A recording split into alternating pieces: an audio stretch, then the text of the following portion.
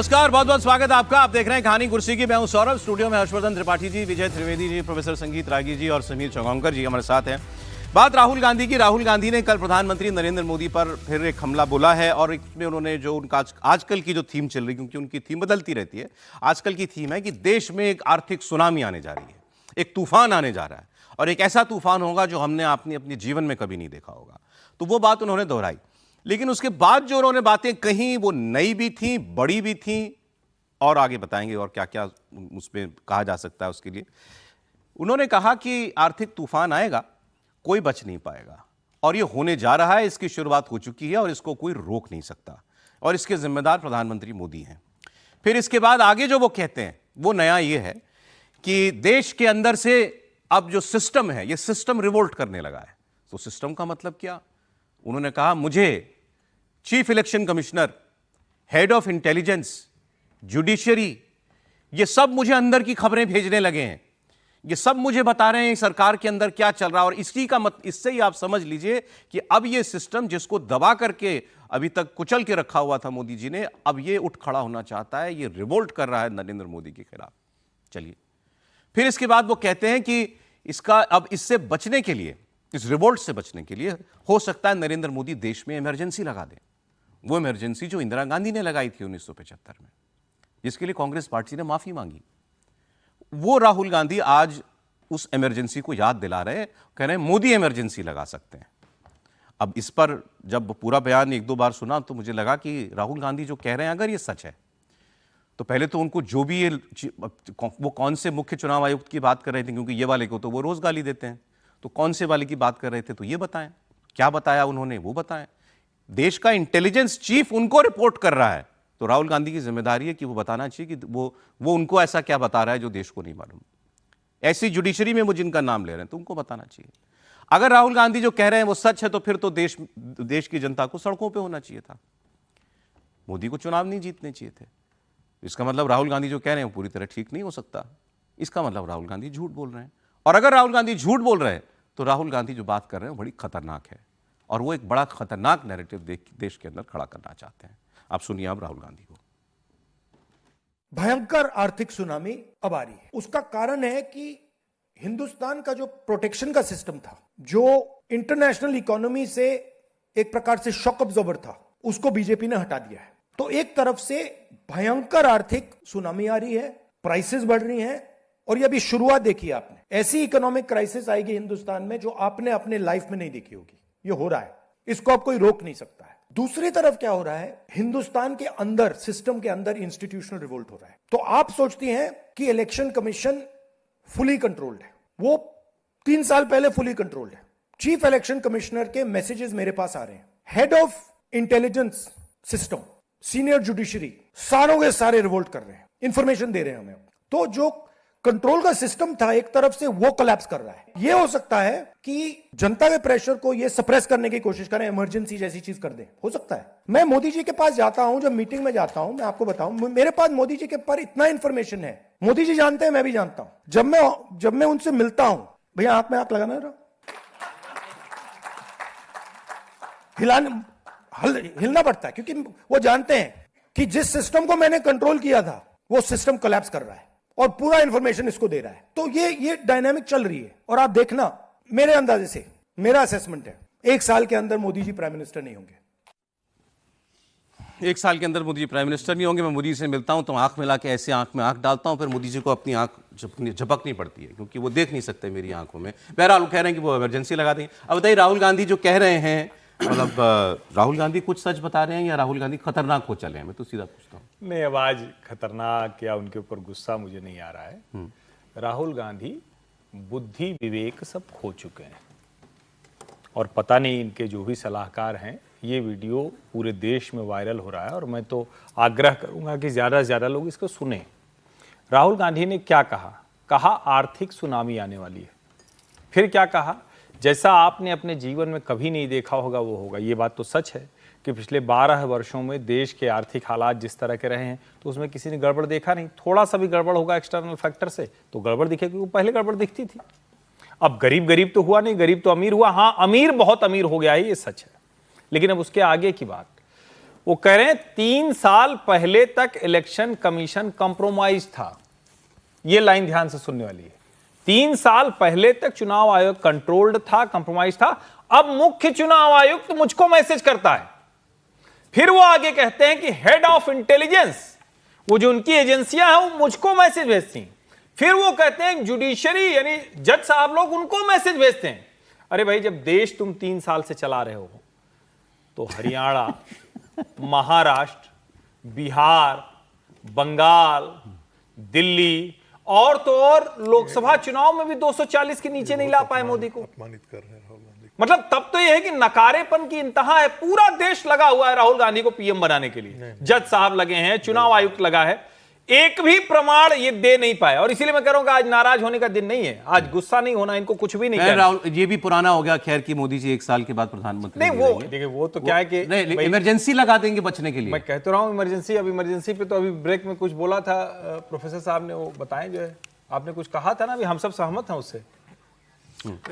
मेरा कहना है कि जो प्रधानमंत्री इतनी बदतमीजी के बावजूद राज्य में एक जिसे स्टेट इमरजेंसी 356 के अंदर करते हैं, वो तो लगाए नहीं, तो आप उनसे, और इस पर उनका बहुत बड़ा सधा कदम रहा है। उनका मानना है कि भाई ये नहीं लगानी चाहिए।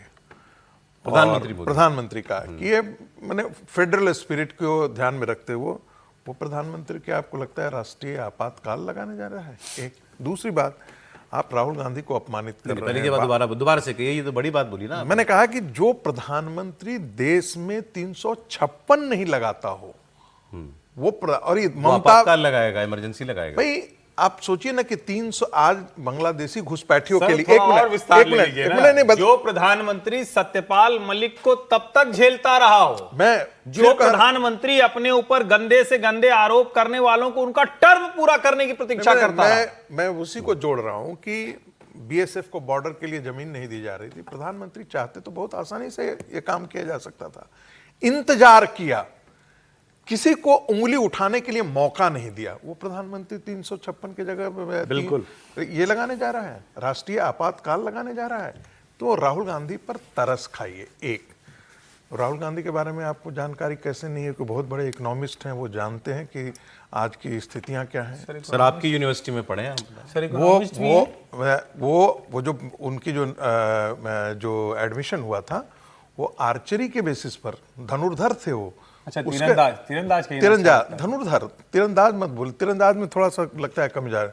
धनुर्धर थे, उसके आधार पर उनका एडमिशन हुआ था। उनको कोई उसके आधार पर नहीं एडमिशन हुआ था, मार्क्स के आधार पर नहीं एडमिशन। अभी बात छोड़िए, मोदी जी थोड़े इकोनॉमिस्ट हैं। नहीं, मैं तो इसीलिए कह रहा हूं। लेकिन आप जरा जो बात इतनी दिन से ये जो कह रहे हैं कि सुनामी आ जाएगी, देश फटने के लिए है, वो लगता है कि जो कॉकरोच पार्टी, जनता पार्टी बनी है ना, उसमें वो बहुत उम्मीद देख रहे हैं। उसमें बहुत लोग बहुत उम्मीद देख रहे हैं सर। उसमें ये भी बहुत उम्मीद देख रहे हैं। अच्छा, उनकी भी नजर इसकी तरफ है। इन सब के लिए खतरा है, मैं आगे बात करूंगा राहुल। लेकिन जो वो करना चाहते हैं, देखिए उस चीज को समझिए। वो चाहते हैं कि जेनजी का मूवमेंट भारत के अंदर खड़ा हो, और वो संभव नहीं हो पा रहा है। वो बार बार इसी तरफ, ये तो वो 1 साल से जा रहे हैं, ऑलमोस्ट 1 साल। यही वो करना चाहते हैं, जो उनकी इच्छा है वो व्यक्त कर रहे हैं। वो राहुल गांधी आपातकाल की बात कर रहे हैं। जून का महीना, इसी जून में तो आपातकाल लगा था, 25 जून को। और राहुल गांधी का तो जन्म भी 1970 का बर्थ है राहुल गांधी का, जब आपातकाल देश में लगाता था। राहुल गांधी 5 साल के थे। और उस समय भी बड़ा एक मजेदार किस्सा है। राहुल गांधी जब 5 साल के थे, इंदिरा गांधी की गोद में थे।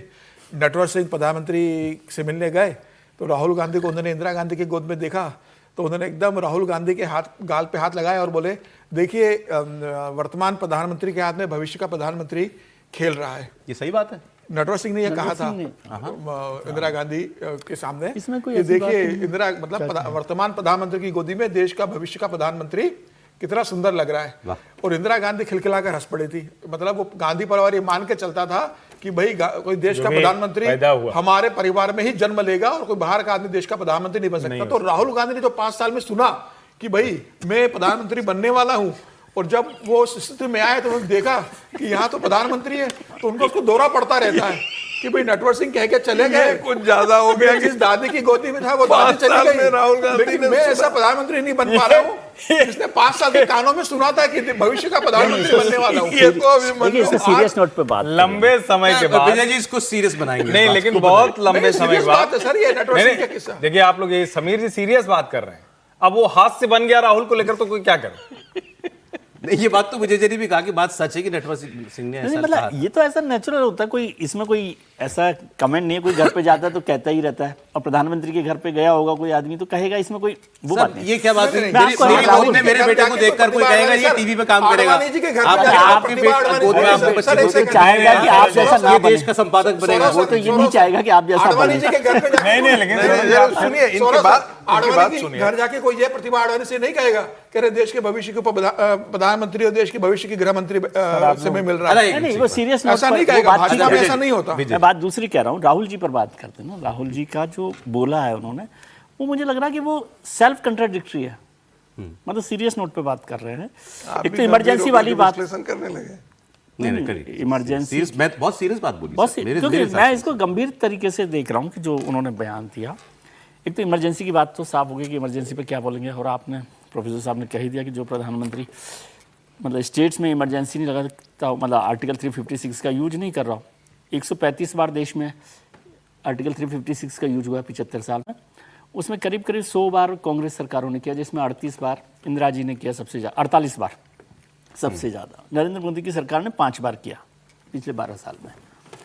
वो इशू नहीं है। लेकिन जब राहुल जी कह रहे हैं कि मेरे पास क्या नाम है इनका, चीफ इलेक्शन कमिश्नर का मैसेज आ रहा है 3 साल से, अभी तो कह रहे हैं कि चीफ इलेक्शन कमिश्नर ये सरकार के साथ मिलकर पूरा इलेक्शन, चोर कहते हैं लिटरली, रोज हाँ कहते हैं। रोज कहते हैं। नहीं तो अभी तक तो, कल तक तो वो कह रहे थे कि चीफ इलेक्शन कमिश्नर उनके साथ मिले हो हुए सकता है वो किसी पूर्व सीईसी का नाम कह रहे होंगे, पूर्व सीईसी। मेरी हैं। मतलब मुख्य चुनाव आयुक्त आपने क्या कहा तो उन्होंने, मुख्य मुख्य चुनाव चुनाव। व्यक्ति। और ये गंभीर बात है कि हमारे जो इंटेलिजेंस के ऑफिसर्स हैं वो भी वो इनको- सब बात कर रहे हैं, तो मैं समझता हूँ कि उसको उन्होंने ऑन रिकॉर्ड रखना चाहिए।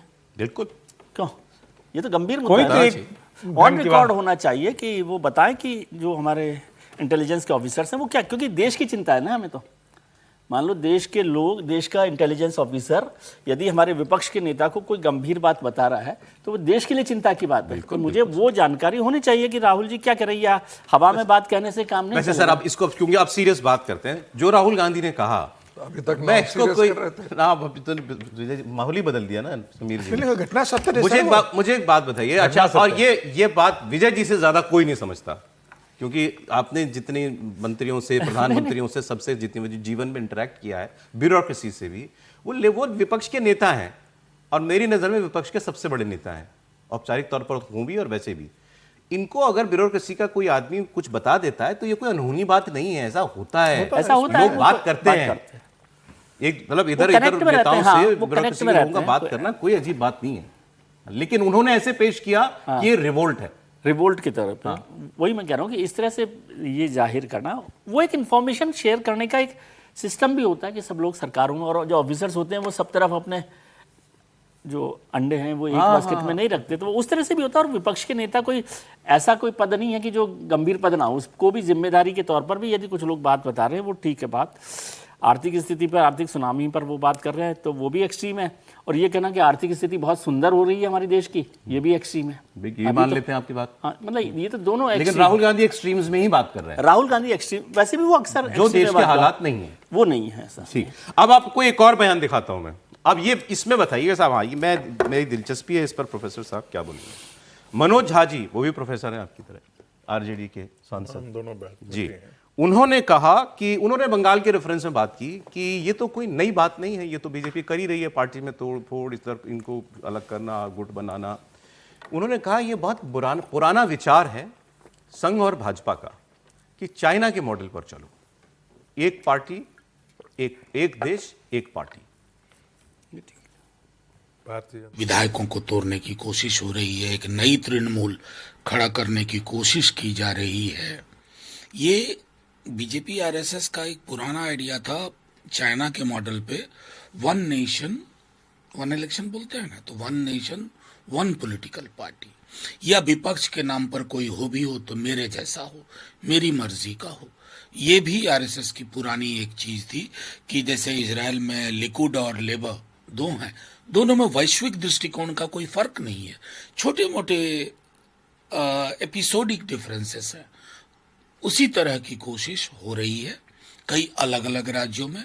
अब फिलहाल बंगाल में एक देश एक पार्टी हो और विपक्ष हो भी तो हमारे जैसा हो, जिसके हमारे और उसके विचार में अंतर ना हो। नहीं, जो कह रहे हैं वो दर्शकों के लिए बता दूं कि वो कह रहे हैं कि इजराइल के अंदर दो पार्टियां हैं, बाइपोलर सिस्टम हम उसको कहते हैं पार्टी सिस्टम में, तो वो तो अमेरिका में भी है, तो यूएस में भी है। नहीं, वो कह रहे हैं उनमें कोई बुनियादी अंतर नहीं है। नहीं तो आपको बता दूं कि से जो डेमोक्रेट्स है और रिपब्लिकन, उनमें बहुत चीजों को मेरे कहा जाता है कि अच्छा, आपने दूसरी बात पकड़ ली, पहली बात पे तो बोलिए। उन्होंने कहा वन नेशन वन पार्टी चाहते हैं और ये आरएसएस का पुराना विचार है, चाइना का मॉडल पे। चाइना में तो एक ही पार्टी है ना। मैं दोनों बातें बोल रहा हूं, न तो राष्ट्रीय स्वयंसेवक संघ ने न ही भारतीय जनसंघ ने कभी इस प्रकार का कोई भी विचार इस प्रकार का रखा हो। मैं दावे के साथ कह रहा हूं, बिल्कुल बिल्कुल मैं दावे के साथ कह रहा हूं, कभी नहीं।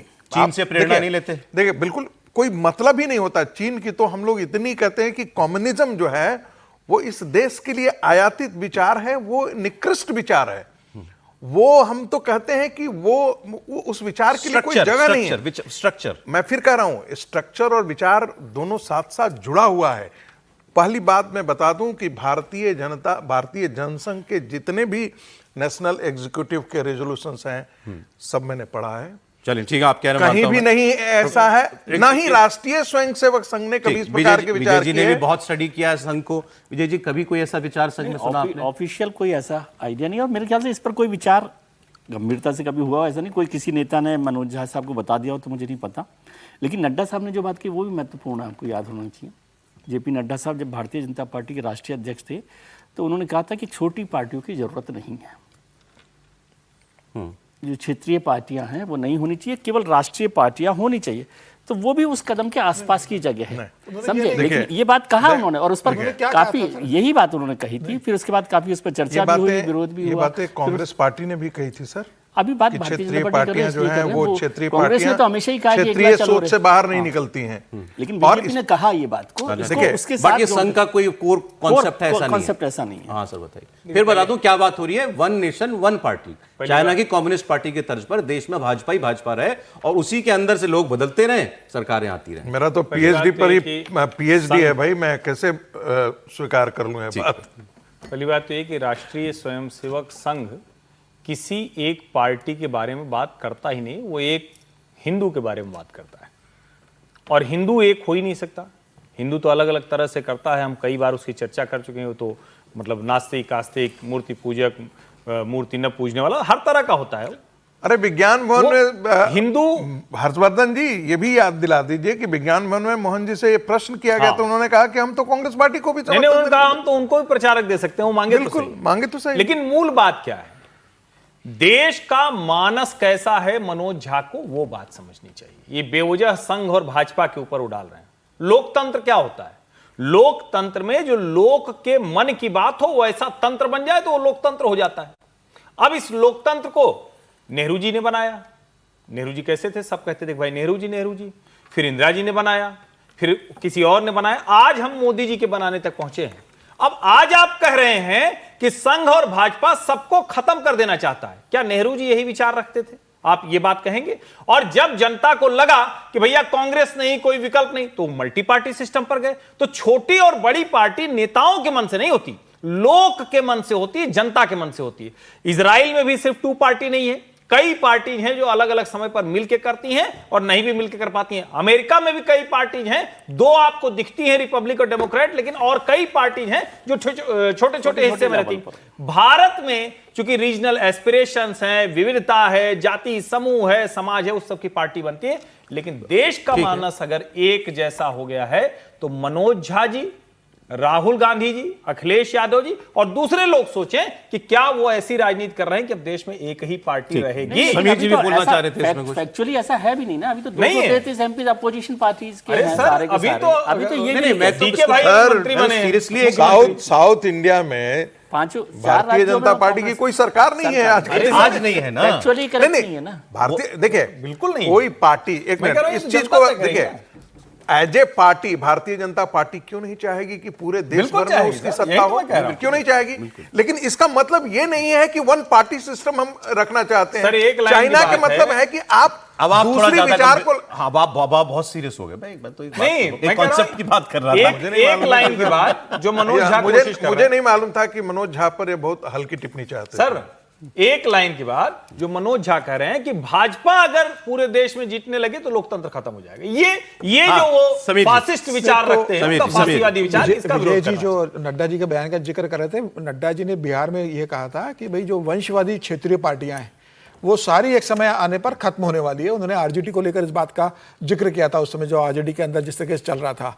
और रही बात अभी मनोज झा के बयान की, तो भाई वन नेशन वन इलेक्शन की बात तो प्रधानमंत्री मोदी करते हैं। देश में एक चुनाव होगा और जो पार्टी जनता चाहेगी वो चुनाव जीत कर आएगी। देश में कभी ऐसा हुआ है कि किसी देश का चुनाव प्रधानमंत्री मोदी ने अब 2014 के बाद चुनाव नहीं करवाया, चुनाव को एक्सटेंड करवाया हो? सारे जगह चुनाव बराबर हो रहे हैं। भारतीय जनता पार्टी चुनाव जीत भी रही है, हार भी रही है, और भारतीय जनता पार्टी लगातार चुनाव जीत रही है। तो इसमें तो भारतीय जनता पार्टी का को आप दोष नहीं दे सकते। आपकी पार्टी अगर टूट रही है, आरजेडी अगर 25 सीटों पर आके टिक रही है, परिवार में अगर आरजेडी में भाई बहनों में और माता पिता में और भाइयों में झगड़ा हो रहा है, तो इसके लिए तो आप बीजेपी को दोष नहीं दे सकते। आप जनता के बीच काम कीजिए, वंशवाद की राजनीति से बाहर निकलिए, हिंदू मुस्लिम की राजनीति मत कीजिए, आप जनता आपको भी वोट देगी। केंद्र सरकार के दो बड़े फैसले आपको बता देता हूं जिनके बारे में जानकारी खुद प्रधानमंत्री नरेंद्र मोदी ने दी कल। और वो क्योंकि अभी जो आर्थिक सुनामी की बात कर रहे थे राहुल गांधी, उससे कुछ जुड़ता भी है। तो प्रधानमंत्री मोदी ने एयरलाइन सेक्टर में स्ट्रेस ना बढ़े इसके लिए और दिल्ली एनसीआर में प्रदूषण को रोकने के लिए दो बड़े फैसले किए हैं ये अलग अलग। केंद्रीय कैबिनेट में पश्चिम एशिया संकट की वजह से हवाई जहाजों का किराया बढ़ने से रोकने के लिए 10,000 करोड़ रुपए का एक प्रावधान किया गया है। इस फंड से एटीएफ के दाम, मतलब क्या कहते हैं सर, एविएशन टर्बाइन फ्यूल, हवाई जहाजों का पेट्रोल, उसके दाम स्थिर रखे जाएं, इसका फायदा हवाई यात्रियों को मिले, उसके लिए एक फंड बनाया है। तो ये एक पहली बात होगी। और दूसरा इसमें एक प्रोविजन ये है कि अब एक तो एयरलाइंस तय करें उनको इस स्कीम से जुड़ना है, और एयरलाइंस जो जुड़ेंगी उनको सरकारी कंपनियों से ही एटीएफ खरीदना होगा, उसमें एक ये शर्त है। और ये पैसा अभी सब्सिडी के तौर पर एक तरीके से वो दिया जाएगा ऑयल मार्केटिंग कंपनीज को। बाद में जब दाम ठीक हो जाएंगे तो फिर उन पैसा उनसे वापस भी ले लिया जाएगा। दूसरा बड़ा फैसला है दिल्ली एनसीआर में पुराने और ज्यादा प्रदूषण फैलाने वाले ट्रक्स और बसेस को हटाकर नए वाहनों को बढ़ावा देने के लिए, और इस योजना के लिए भी 9,585 करोड़ रुपए खर्च होंगे। ये 2 साल की परियोजना है। उसमें उन्होंने बड़ा डिटेल में बताया गया सरकार की ब्रीफ में कि जो ये दिल्ली के पोल्यूशन में वेहिकुलर पोल्यूशन का कितना हिस्सा है और वेहिकुलर पोल्यूशन में ट्रक्स और बसेस का कितना बड़ा हिस्सा है। तो उन ट्रक्स और बसेस को जो अभी सीएनजी पे या इलेक्ट्रिक उस पे नहीं चलते हैं, उनको कन्वर्ट करने के लिए ये फंड जो है इस्तेमाल होगा। सर बेहतर है दोनों के दोनों, एक तो एटीएफ को लेकर, क्योंकि अभी जो एविएशन में क्राइसिस आ गया एक तरह से, पेट्रोल के सब अपने हवाई उड़ानें कम कर रही है, एयरलाइंस कम कर रहे हैं क्योंकि खर्चा बहुत उसका बढ़ता जा रहा है। उसको लेकर लगातार दबाव भी बना हुआ था सरकार पर, और ये दबाव था कि या तो किराया बढ़ा दिया जाए, बड़ा किराया कर दिया जाए। आपको याद हो कि अभी पिछले दिनों सरकार ने एक बड़ा फैसला किया था, फिर बाद में तो उसको विड्रॉ कर लिया कि जो सर्ज है या जो बढ़ाया जाएगा उसकी भी एक लिमिट रहेगी। लेकिन अभी कंपनियों ने मुलाकात की थी सिविल एविएशन मिनिस्टर से और कहा था कि ये जो एटीएफ बढ़ा है उसको कैसे एडजस्ट किया जा सकता है। तो मेरे ख्याल से उसको बेल आउट करने के लिए एक तरह से ये दिया है। लेकिन ये आपने ठीक कर दिया कि कोई वो पैसा मुफ्त में दे नहीं देगा, बांटा नहीं गया, मतलब उसको एक क्राइसिस को निपटने के लिए है। और जो वेहिकुलर पोल्यूशन है वो तो दिल्ली में सबसे ज़्यादा है, पोल्यूशन का जो सबसे बड़ा हिस्सा है वो उसमें है। अब वहाँ पर कितना ठीक है, चलिए वो एक टारगेटेड कदम पोल्यूशन कम करने के लिए।